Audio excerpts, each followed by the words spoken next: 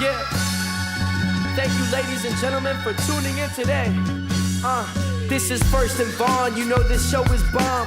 Jakob's out here dabbing like he's Cam Newton. He's reporting on the NFL. He's the #1 analyst. He's speaking facts and haters can't handle it. But the real animal is RJ.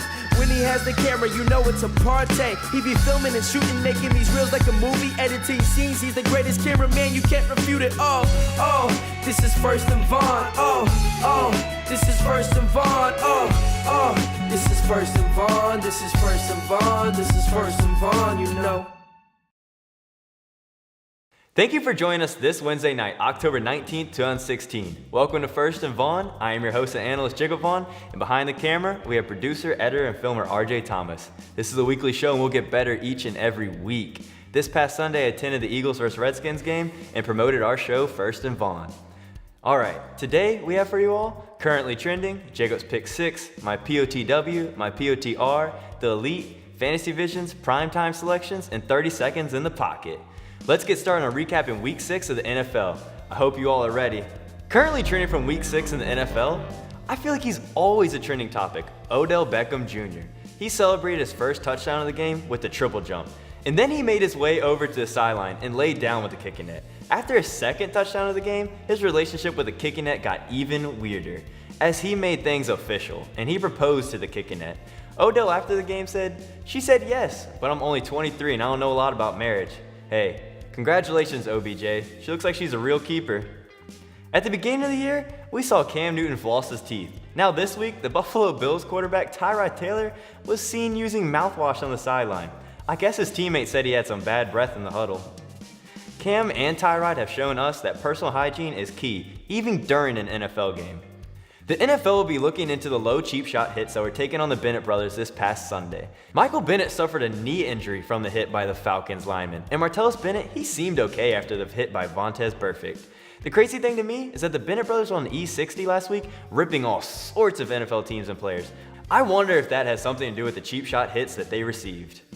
Be sure to go vote in our fan poll this week. Vote to tell us what story you found most interesting from my currently trending. The fan poll will be found on our First and Vaughan Twitter page. Here are the results from last week's fan poll. Looking at the results, it looks like you guys picked the Patriots versus my Steelers that I had at #1. Now, we move on to Jacob's Pick 6. Here we go. I'm ready to take this recap of my top 6 stories from Week 6 all the way to the house. Starting with Dak Prescott. He continued his early NFL success against the Packers, breaking Tom Brady's record for the most pass attempts without an interception. The Packers honored Brett Favre at halftime and wore their throwback jerseys along with picking up the L. Steelers quarterback Ben Roethlisberger has a torn meniscus in his left knee and underwent surgery Monday morning. He'll be out this Sunday against the Patriots, and good news for the Steelers fans, they have a bye week. So Big Ben, he'll get back to 100%, so no worries, Steelers fans. Patriots tight end Rob Gronkowski got his first receiving touchdown of the year after being out with injury. He had 162 receiving yards against the Bengals defense. The Buffalo Bills and Washington Redskins are both clicking and are now on a 4-game winning streak. Cowboys rookie running back Ezekiel Elliott had 157 rushing yards. He now has 703 rushing yards, which is the second most in a player's first 6 NFL games, right behind the Hall of Famer Eric Dickerson. 787 rushing yards he had in his first 6 NFL games. And we're almost to the house. Bills running back LaShawn McCoy continued to run all over NFL teams, with rushing for 140 yards and 3 rushing touchdowns against the 49ers. POTW, my player of the week, OBJ. Odell Beckham Jr. had himself a career day against the Ravens with 8 receptions and 222 receiving yards and 2 touchdowns, with one of the touchdowns being a game clincher. The Giants face the Rams in London this weekend as part of the International Series by the NFL. Here we go. POTR, my player on the rise. Miami Dolphins running back Jay Ajayi.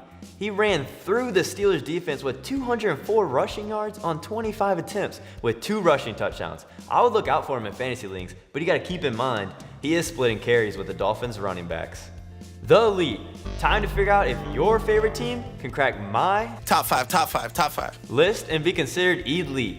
Here are my top 5 teams going into Week 7. And at number 5, we have the Green Bay Packers. They're sitting at 3-2 and play the 1-5 Bears, who have been a disaster this year. Yeah, the Packers didn't get the job done last week, but I'm giving them the number 5 spot because Aaron Rodgers needs to relax, and get going this year, and this is the right game to do so. And at number 4, the Minnesota Vikings. At 5-0 coming off the bye week, the Vikings are ranked as the NFL's number 1 team. They played the 3-2 Eagles, which should be a great matchup, and the reason why the Vikings aren't ranked higher on my list this week. Going into my top 3 now, I have the New England Patriots. They will be playing the Pittsburgh Steelers this week without Big Ben under center. The Patriots haven't missed a step since Tom Brady has returned, and to me, they've only gotten better. And at number 2, I went with the Atlanta Falcons. They played the Seattle Seahawks and lost in a good game that the Falcons probably should have won because of the refs not calling a late interference call with Richard Sherman holding down Julio Jones' arm. The Falcons are no question still a dangerous team and are looking to return even stronger next week against the 2-4 Chargers. And now, the wait is over. My number 1 team. Going into their Week 7 matchup is the Seattle Seahawks, playing the disappointing Cardinals on Sunday Night Football. The Seahawks looked good last week against one, or even you could call them the best team, the Atlanta Falcons. I say the Seattle Seahawks will continue their success in Week 7. Fantasy visions is what I like to call my visions of the upcoming week. In fantasy football, I'm going to offer my advice and say add a few, drop a few, and sit these 2. I hope you all watched and listened to First and Vaughan last week and will continue to do so. Helping the viewers with fantasy football is one of my favorite parts of the show. Add Los Angeles Rams wide receiver Kenny Britt. Britt had 25.60 fantasy points this past Sunday. He's only owned in 3% of NFL.com's fantasy leagues, and he has had 492 receiving yards and 2 touchdown receptions this year. He is making my ad list again because he is continuing to get the job done, even against the NFL's best defense. San Diego Chargers rookie tight end Hunter Henry. Add him. Seriously, pull out your phone right now, get on your fantasy app, and add Hunter Henry. In his last 3 games, he's had 3 touchdown receptions and is still only owned in 24% of NFL.com's fantasy leagues. Now here's who to drop from your fantasy team, starting with Miami Dolphins wide receiver Devontae Parker. He has not produced a game worth talking about since week 2. He's owned in 71.1% of NFL.com's fantasy leagues and has only had 28 receiving yards this past week 6. That's unacceptable. Like, how are you an NFL wide receiver? 28 yards. 28. The second drop of the week, Philadelphia Eagles running back Ryan Matthews. Ryan hasn't been the starting running back Eagles fans are hoping for this year, and he has been sharing carries with Smallwood, Sproles, and Barner. He's a good back to keep if you're in a big fantasy league, but if you're not, Matthews has not been worthy of a start in fantasy football. He is owned in a whopping 96.7% of NFL.com's fantasy leagues. Jacob, who do I start this week, you may ask? Well, here's who I say you should give the automatic start to this week in fantasy football. Bears running back Jordan Howard. The one thing I've noticed this year on Thursday Night Football, running backs tend to go off. And after what Elliott did to the Packers defense, I've heard a lot of feedback from this guy after I told y'all to add him. Now I'm telling you to start him. Baltimore Ravens running back Terrence West. He's going up against the Jets defense, and last week he ran through the Giants defense like it was Swiss cheese. And you have to remember, the Giants spent over $200 million to beef up their defense. But hey, West didn't care. And if you saw what David Johnson did to the Jets on Monday Night Football, he destroyed them with 3 rushing touchdowns. Up next, we have who should join me in this lovely seat this week. I say to sit New York Giants rookie wide receiver Sterling Shepard. Listen to his last 3 game stats. Week 4, 30 yards. Week 5, 14 yards. Week 6, 25 yards. Compared to his first 3 weeks, he had over 300 receiving yards and 2 touchdowns. And my second player to sit in week 6 is another pass catcher. New Orleans Saints wide receiver Brandon Cooks. Yes, I know you all are probably like, what? Jacob, he had a huge game this past Sunday. Well, everyone, that game was against the Panthers. I can't even name one cornerback on that team anymore. This week, Cooks will be matched up against the Chiefs star cornerback Marcus Peters. I will keep answering questions about fantasy football for all of our viewers and fans. Primetime Selections. Everyone wants all the attention on them in the NFL. Primetime games, it's when everyone is watching and the players are trying to make highlight reel plays like Jameis Winston did last week on Monday Night Football. Time to tell you who I am picking for Thursday Night Football, Monday Night Football, and Sunday Night Football. Starting with our Color Rush game this Thursday night. The Bears and the Packers will play at Lambeau Field. Aaron Rodgers has been struggling as of late, but the struggle will stop against the Bears. And on to the Sunday night football game. Under the lights, we have the Seahawks versus the Cardinals. Maybe if the Cardinals were the team we all thought they would be this year, it would be a great matchup. I'm saying the Seahawks win 23-9. On Monday Night Football, we have what I'm going to call the game of the week. The 4-2 Texans versus the 4-2 Broncos. The Broncos have now lost 2 games in a row, but I have to say, the defense gets the job done, and the Broncos win 31-17. Feel free to share with us on social media who you picked for the primetime games this week.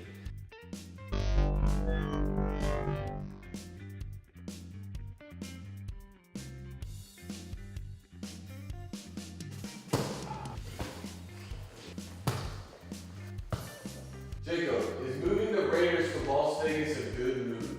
On Monday, the Nevada governor signed the bill to approve the Las Vegas Raiders stadium plan. Any relocation plan needs approval from 3/4 of the NFL team owners. The NFL is worried because of all the gambling, but I say it's a good move to move the Raiders to Las Vegas. Give them a team to root for. I say a lot of revenue will come from this move, and it'll be good. Also, scenery change for the Black Hole would probably be a pep in the step for the Raiders. 4-2 Buffalo Bills, the real deal. Right now, they're on a 4-game winning streak after starting 0-2. So I want to say they're the real deal, but only time will tell. The Bills are turning into a ground and pound team with LaShawn McCoy taking care of business lately. Rex Ryan said that their style of play is old school and boring to watch. Well, people can hate all they want, Rex, but what you are doing is working in your favor. Winning keeps the fans happy no matter how it is done.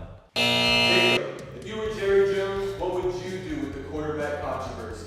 The one thing that bothers me is that everyone's calling this a quarterback controversy. Now, some are even saying he's playing like the NFL MVP. To me, that's a little bit of a stretch, but Dak is leading the Cowboys and making them a real contender. Tony Romo is a good overall quarterback, but I say he's too hyped. He hasn't done a single thing the past few years, and that shows you should not give him a second chance. He will get injured again. Romo even said on his Instagram, "It's our team," with a picture of him and Dak. It is Dak Prescott's team, period, no question. And Jerry Jones, that was directed towards you. Thank you for watching episode 4 of First and Vaughan. Don't be shy, follow us on social media. We have added a Vine account. Give us a like, retweet, comment, or mention. Also, be sure to subscribe to our channel. We're at 91 subscribers and would love to hit 100. Make sure to use hashtag First and Vaughan on social media. We are thankful for all the support, and please continue to spread the word about First and Vaughan. We hope you enjoy the show tonight. Be sure to check us out every Wednesday night. RJ and I will try to do better next week. We hope everyone has a great week 7 in the NFL. This is First and Vaughan, this is First and Vaughan, this is First and Vaughan, you know.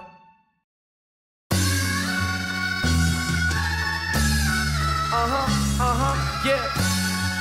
Thank you, ladies and gentlemen, for tuning in today.